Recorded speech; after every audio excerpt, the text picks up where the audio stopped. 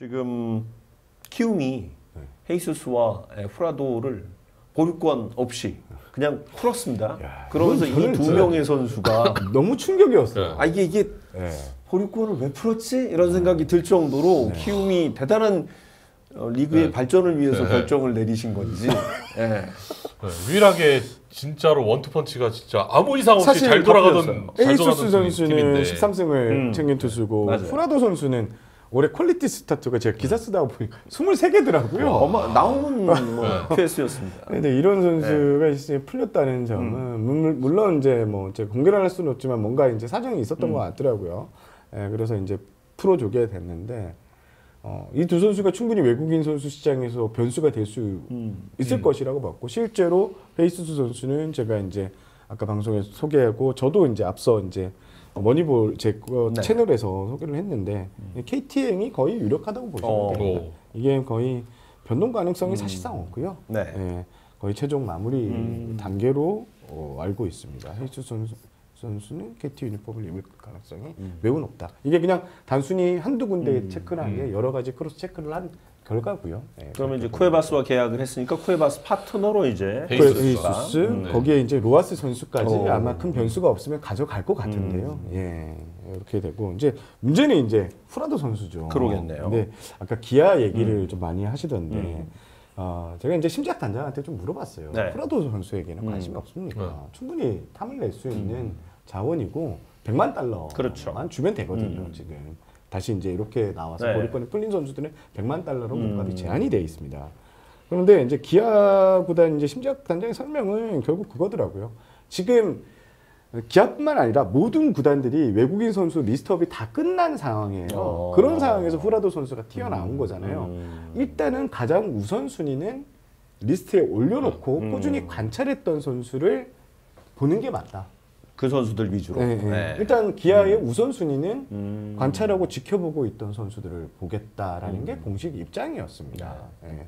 그래서 기아행은 좀 떨어지지 않을까? 뭐 이렇게까지 얘기를 하는데 일단 후라도가 갖고 있는 장점은 이게 저는 이제 연봉에 대한 부분이 조금 좀 걸릴 것 같긴 해요. 왜냐하면 이 선수가 어찌됐건 지금 130만 달러를 받던 선수가 이제 100만 달러를 받아야 되니까 그쵸. 본인이 오케이해야 되는 부분이 분명히 있겠습니다만 그것만 어느 정도 해결된다면 이미 보여준 게 있으니까 굉장히 매력적인 사실 외국인 투수 아니겠어요? 정확하게 얘기하면 이제 뭐 계약금을 얼마 받냐에 따라서 결국 이제 보장 금액이 거의 100이 돼 버리는 거죠.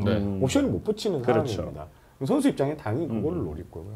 그런 의미에서 이제 일본 얘기도 계속 나옵니다. 지금 일본도 사실 우리 리그에서 어느 정도 통하는 선수는 일본이 계속 관찰을 하고 있고 지켜보고 있는 상황이라서 일본행 가능성도 있지만 저는 이 후라도 선수는 실제로 지방 구단의 한 구단이 좀 관심이 있다. 이 얘기가 계속 체크를 하고 있다고 합니다. 그러니까 이 구단 같은 경우에는 자기네들의 리스트업이 된 투수와 지금 후라데 선수의 비교해 볼 수 있게 비교를 하면서 내부적으로 면밀하게 이제 요 얘기를 하고 있다고 합니다.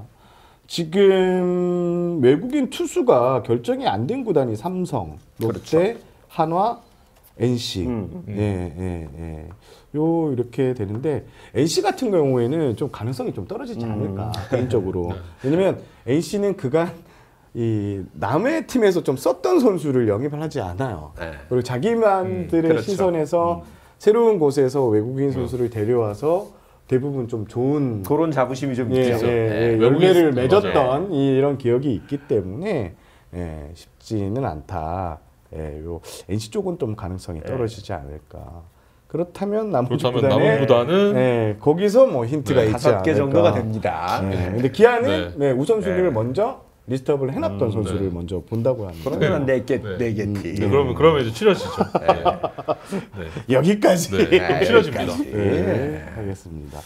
그리고 이제 외국인 얘기를 하면 이제 기아 소크라테스 선수는 제가 오늘 이제 공개가 됐을 텐데 문화일보 유튜브에도 좀 말씀을 드렸는데 기아의 입장은 공식적인 입장은 소크라테스 선수보다 더 좋은 기량을 가진 선수를 찾고 있다. 찾고 있는 중이다. 네, 이렇게 해놨고요. 근데 제가 이제 좀 더 들어가서 상황을 좀 지켜보니까 외국인 투수 시장은 좀 괜찮아요. 근데 외국인 타자 시장은 조금 물음표가 좀 달렸다고 합니다. 그래서 기아가 완전히 소크라테스 선수를 놓느냐 그런 거는 또 아니더라고요. 이게 좀 카드를 쥐고 있으면서 기량이 나오면 바꾸고 아니면 재계약할 가능성도 조금 남아 있는 걸로 알고 있습니다. 완전히 빠빠이야 아니야 안녕 이게 아니더라고요. 그러니까 그런 점이 좀 달라졌더라고요. 소크라테스에 대한 고민이 좀 많을 것 같아요. 맞아요. 그러니까 보여준 것도 많고 우승도 시켰지만 사실 시즌 초반과 막판은 좀 아쉬움이 컸거든요. 항상 작년에도 그랬고 시즌 초중반까지는 이 외국인 타자 때문에 기아가 조금 힘들었죠. 맞아요. 항상. 네, 그 도어지어야만 잘한다고 이제 팬들도 인식을 그렇죠. 하고 있고 실제로도 그렇고. 소크라테스 선수가 작년 겨울에도 딱 이 포메이션이었어요. 그렇죠. 가져가야 되냐 말아야 되냐. 그런데 내부적으로 결정 내렸던 부분들은 소크라테스의 후반기 성적만 봤을 때는 확실히 타구의 질, 타구의 방향 이런 게 확실히 나아졌다.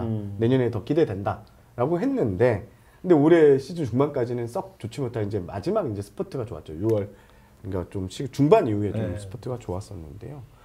그런 얘기를 말씀드리고 싶고요. 아까 NC 아까 요 댓글도 있던데 요키시 선수. 근데 여기는 좀 특수 케이스입니다.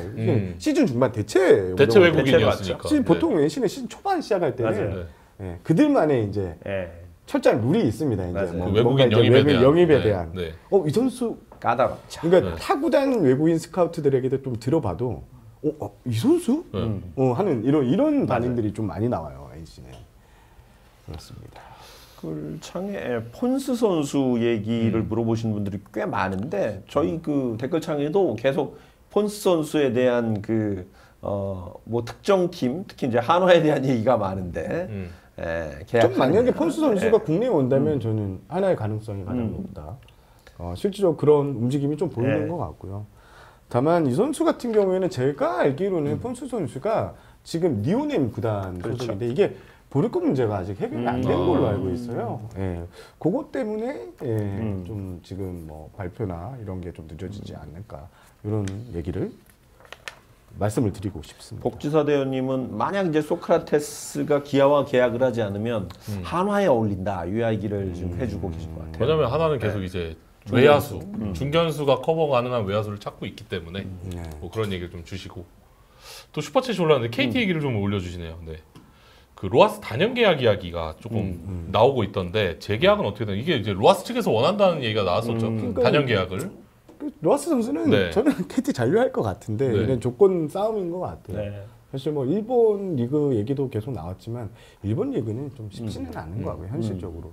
물론 이제 이렇게 얘기를 하면 모구단 스카우트는 일본은 진짜 판단이 안 된다. 예상을 못 하겠다. 갑자기 튀어드는 구단도 있는데 근데 쉽지는 않을 것 같아요. 한번 리그에서 경험을 하고 실패를 했던 선수에 대해서는 상당히 저평가하는 부분이 있기 때문에 아마 로하스 선수가 원하는 금액을 가지는 못할 것 같습니다. 그래서 저는 뭐 KT 잔류가 유력할 것 같은데요. 그리고 또 이 수원 생활이나 이 KT 생활을 상당히 만족스럽게 했다는 그런 이야기를 들어서 아직은 아마 계약이 되진 않았는데 오늘 또 어쨌든 KT가 쿠에바스와 계약을 했으니까 그 다음 수순으로 아마 로하스의 계약 발표가 나지 않을까. 그 로하스와 헤이스스 선수로 이런 식으로 가지 않을까. 나름 어떤 결이 지금 딱 느껴지네요. 딱 느껴졌어요. 추론해볼 때 쿠에바스 먼저 하고 로하스하고 또 헤이스스 발표하는 그리고 LG 같은 경우에는 에르난데스 엘리 선수 남았고 이제 치리노스 선수가 남았는데요. 이 두 선수가 좀 친한 사이 같은 이 언어권 같은 언어를 쓰는 같은 국가죠.